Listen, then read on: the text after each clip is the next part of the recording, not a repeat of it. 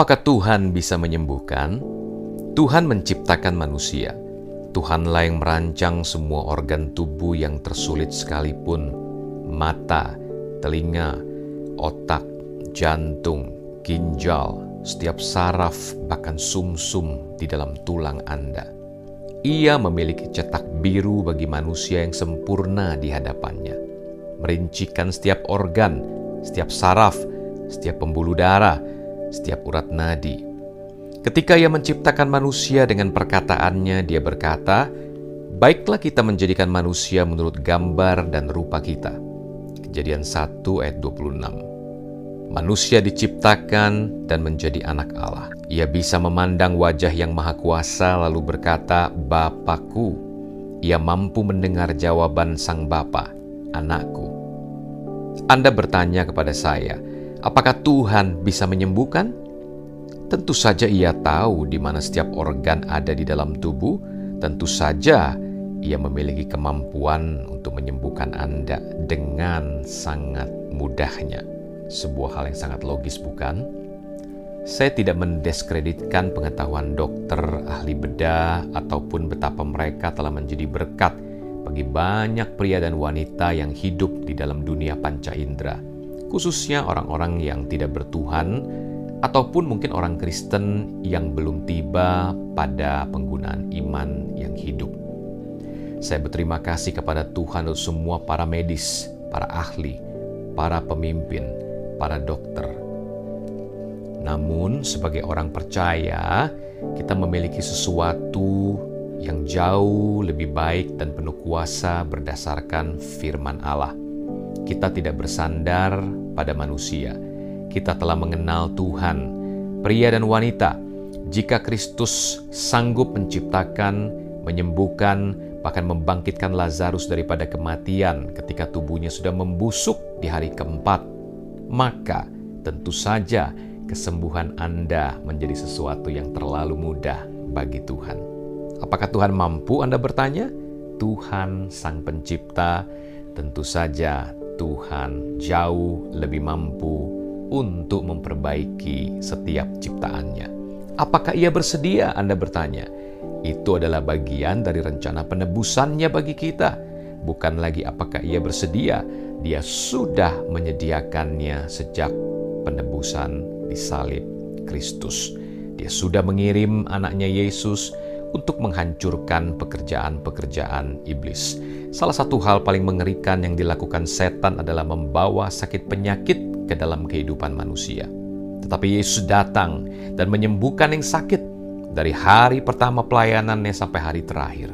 Ya, kesembuhan adalah bagian dari rencana Allah.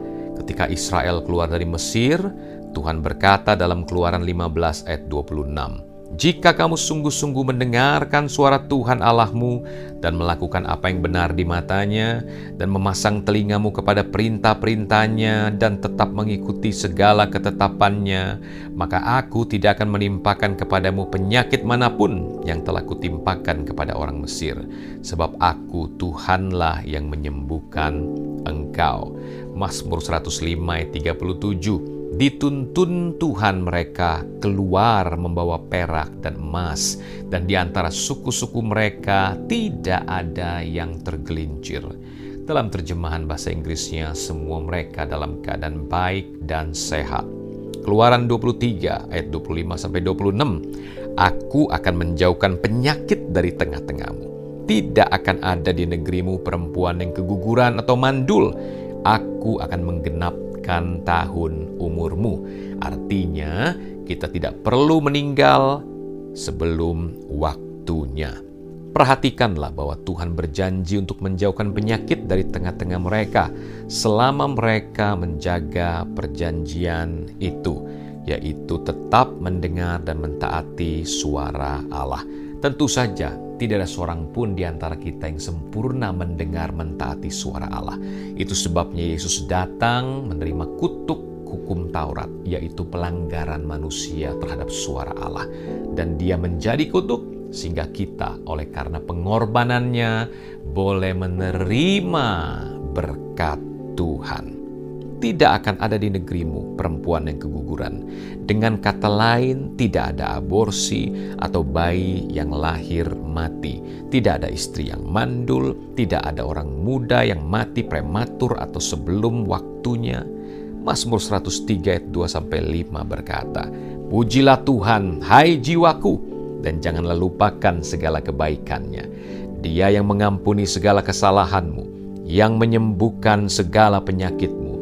Dia yang menebus hidupmu dari lubang kubur, yang memahkotai engkau dengan kasih setia dan rahmat.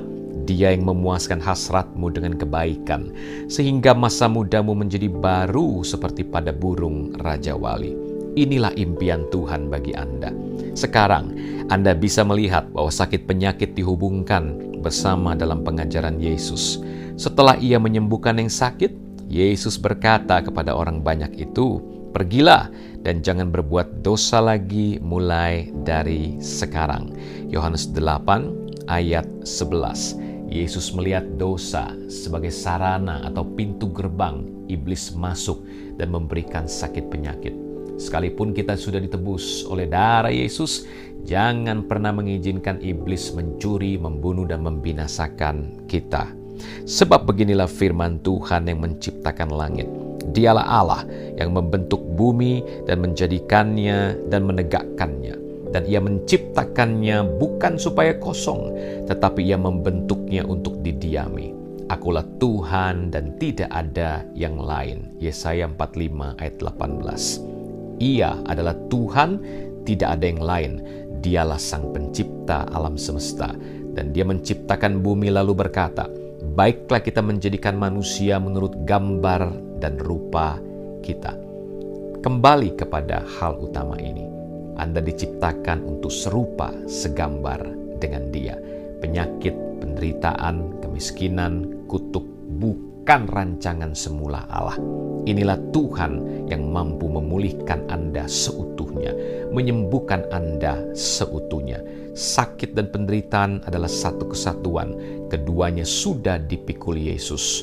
Dia sudah menanggung segala kesengsaraan dan penyakit itu di tubuhnya di kayu salib. Dan jangan memberi kesempatan kepada setan dan tipu dayanya untuk menipu engkau lagi.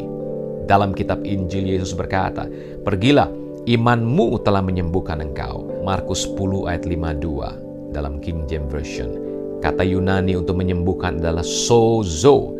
Efesus 2 ayat 8 berkata, "Sebab karena kasih karunia kamu diselamatkan oleh iman. Itu bukan hasil usahamu, tetapi pemberian Allah." Di sini, kata Yunani untuk diselamatkan juga sama adalah sozo. Sungguh hal yang luar biasa. Kata Yunani sozo diterjemahkan secara bergantian di Alkitab, baik untuk keselamatan dan untuk kesembuhan. Roma 10 ayat 9, "Sebab jika kamu mengaku dengan mulutmu bahwa Yesus adalah Tuhan dan percaya dalam hatimu bahwa Allah telah membangkitkan Dia dari antara orang mati, maka kamu akan diselamatkan." Dengan kata lain, melalui darah salib Yesus, bukan saja Anda menghancurkan yang namanya dosa supaya Anda selamat, tetapi juga Anda menghancurkan yang namanya penyakit. Karena sozo berarti selamat dan sembuh, bahkan pulih dalam setiap aspek hidupmu. Engkau akan menang atas setan, dan engkau akan menang atas kedagingan dan dosa, dan sekaligus menang atas segala perbuatan-perbuatan setan, sakit penyakit, kutuk, kemiskinan, semua yang setan coba lakukan. Engkau lebih daripada pemenang. Ini adalah kesembuhan, ini adalah keselamatan yang sempurna. Datang melalui pengakuan iman kita, hidup penuh percaya kita kepada karya salib Tuhan Yesus Kristus. Tuhan Yesus memberkati.